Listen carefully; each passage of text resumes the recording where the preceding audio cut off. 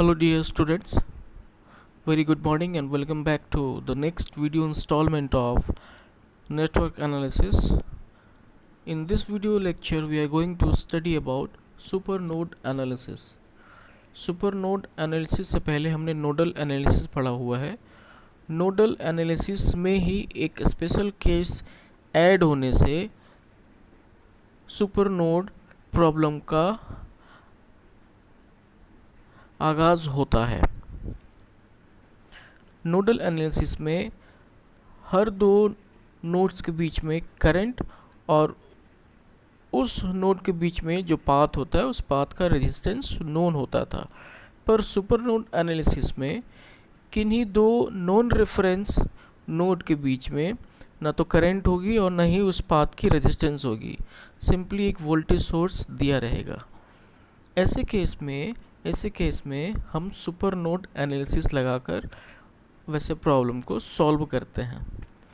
तो आइए देखते हैं इस दिए हुए सर्किट डायग्राम को, इस सर्किट को कैसे सॉल्व करते हैं. सबसे पहले इस सर्किट में या दिए हुए सर्किट में कितने नोड्स हैं, यही काम हमने नोडल एनालिसिस में भी किया था. कितने नोड्स हैं उसको हम पहले आइडेंटिफाई कर लें. कितने नोड्स हैं यहाँ पे नोड है 1, नोड 2, नोड 3 एंड नोड 4.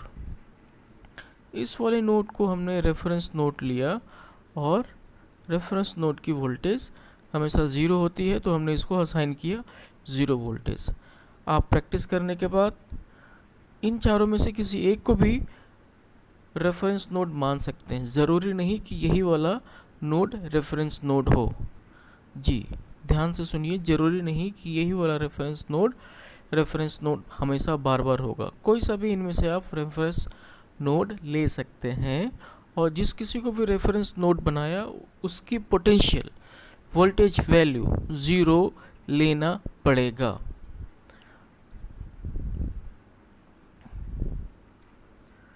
इन चारों नोड्स में से एक को हमने रेफरेंस नोड बना दिया, this is shown to you, और बाकी तीनों नोड्स को हमने वोल्टेज डेजिग्नेट कर दिया.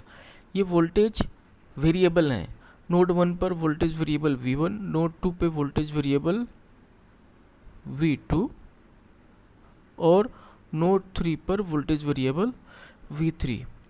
एक चीज़ जो और दोबारा मैं आपको बता दूं, गौर करने लायक है कि सुपर नोड एनालिसिस तभी अराइज होता है जब मिनिमम किसी एक नॉन रेफरेंस नोड पेयर के बीच में एक वोल्टेज सोर्स अपीयर हो जाए, जैसा कि ये केस है.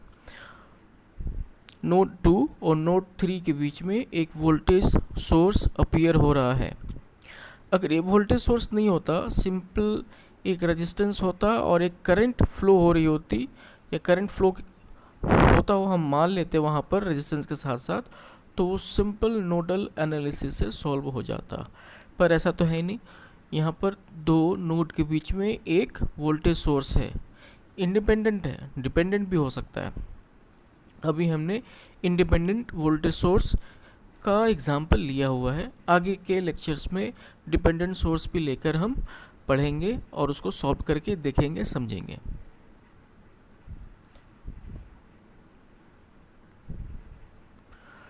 नोडल एनालिसिस का इस्तेमाल करते हुए नोड 1 पर हम सबसे पहले नोडल इक्वेशन लिखेंगे. नोड 1 पर नोडल इक्वेशन कैसा होगा, नोड 1 पर नोडल इक्वेशंस कैसा होगा, ये होगा, हम सबसे पहले मानेंगे कि इस नोड की पोटेंशियल बाकी नोड की पोटेंशियल से सबसे ज़्यादा है तो करंट यहाँ से हमेशा आउटगोइंग होगी.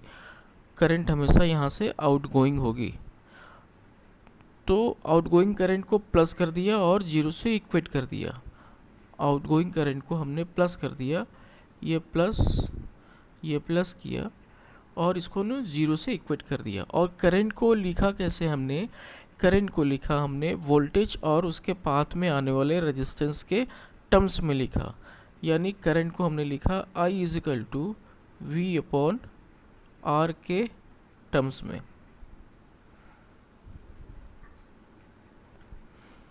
नोड 1 पे लिखेंगे हम V1 - 0 रेफरेंस नोड की -1 divided by 1, that is your path resistance, plus V1 minus V2 upon 1, that is your path resistance. V1 minus V2 upon 1 is your resistance value, plus V1 minus V3, this is your V1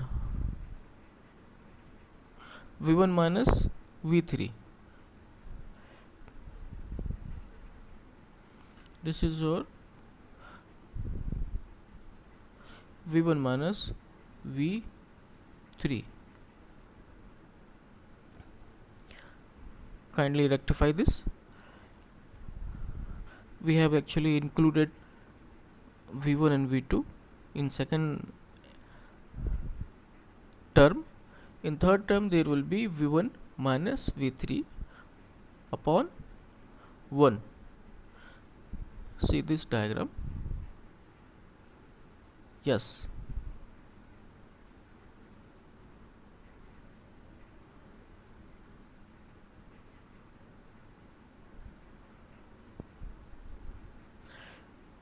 मैंने यहाँ लिखा भी हुआ है कि 2 और 3 node के बीच में there exist a voltage source. This is super node condition. So V2 minus V3 is equal to 2 volt. See this, V2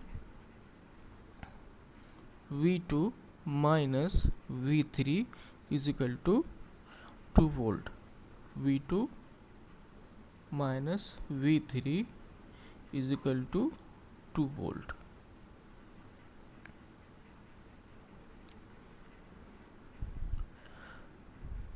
We are using super node analysis here. Let us assume a current through voltage source in any direction. उस voltage source के across एक current हमने assume किया. आप किसी भी direction में current assume कर सकते हैं. ये नोड 2 और ये नोड 3, उनके बीच में आने वाला ये वोल्टेज सोर्स को उठाकर यहाँ पर लाया और एक करंट को हमने एज्यूम किया इस डायरेक्शन में आई. आप चाहे तो इसके अपोजिट डायरेक्शन में भी करंट को एज्यूम कर सकते हैं, कोई प्रॉब्लम नहीं है, पर प्रोसेस वैसा ही रखेंगे.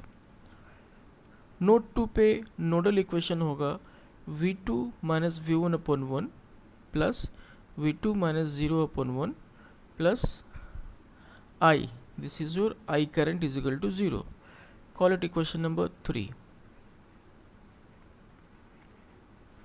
At node 3, similarly, we are going to write V3 minus V1 upon 1 plus V3 minus 0 upon 1 minus I.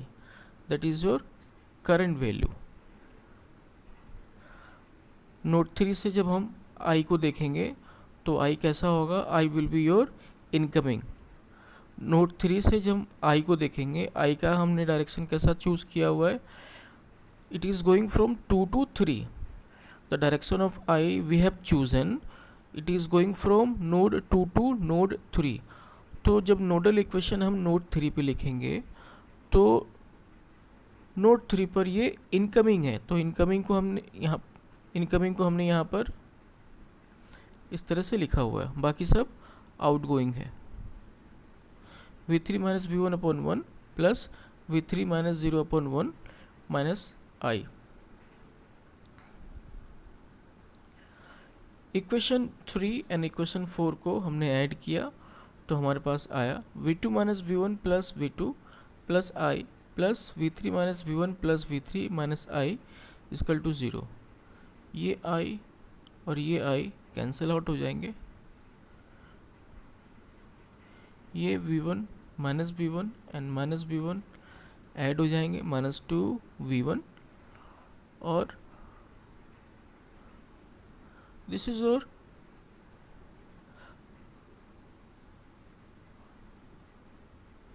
final equation. 2V2 minus 2V1 plus 2V3 is equal to 0. Take out the common ratio 2 and it will be like this. Minus V1 plus V2 plus V3 is equal to 0. दो factor को common ले लिया और इसको इस तरह से हमने सिंप्लीफाई कर लिया. फ्रॉम इक्वेशन 1, जो हमने इक्वेशन 1 वहाँ पे डिफाइन किया था, वहाँ से हम ले आएंगे v3 v1 minus v2 minus v3 is equal to 1। इसको equation number B, small B हमने मान लिया। Now from equation number 2 v2 minus v3 is equal to 2, जो कि हमने यहाँ पर सुपर नोड इक्वेशन लिखा है। v2 minus v3 is equal to 2 volt. By solving equation number a, b and c we get v1 is equal to 0.5 volt, v2 is equal to 1.25 volt, v3 is equal to minus 0.75 volt.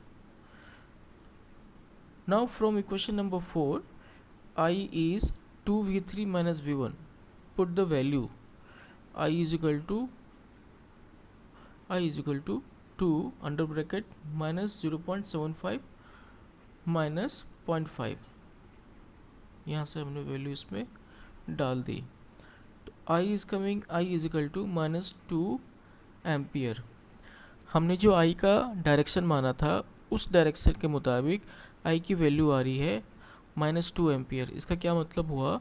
इसका मतलब हुआ कि current के direction हमने जो मानी है, actual में करंट उसके विपरीत में फ्लो हो रही है। what we have assumed the direction of current in the question, finally the current is flowing in opposite of the assumed direction. Current by voltage source, see this, current by voltage source, we have assumed this and it is coming like this, I is equal to minus 2. Now we can very easily and can write this, reverse the direction of current, it will be plus 2 ampere from here to here. Now power by 2 volt source, P is equal to minus 2 into 2, that is your minus 4 watt. Therefore minus 4 watt means what? It is delivering, voltage source delivering the power, it is not consuming the power. Voltage source is delivering power, 4 watt power. This is the end of your example number 1. Now let us move towards example number 2, which is very easy and very conceptual. Using nodal analysis, find the value of IA. In this circuit, I have included a current dependent voltage source. Current dependent voltage source. You can see this is your current dependent voltage source. The current which is controlling this voltage source is actually defined at this point, at this branch. You can see here, this is IA defined here, and in this value of IA, this value of dependent voltage source, current dependent voltage source is depending. Now let us move towards the solution. At node 1, which is the only node here present here, you can very much find out, and the second node I have taken here as reference node. There is total 2 node, one is reference node and one is non-reference node 1, और यहाँ पर हमने voltage assign किया V1. At node 1 we can write the nodal equation V1 minus 60 upon 20 plus V1 minus 10 IA upon 4 plus V1 minus 40 upon 4 is equal to 0. This is your equation number 1. Now let us come to understand the relationship between IA flowing in this branch or in this closed path with this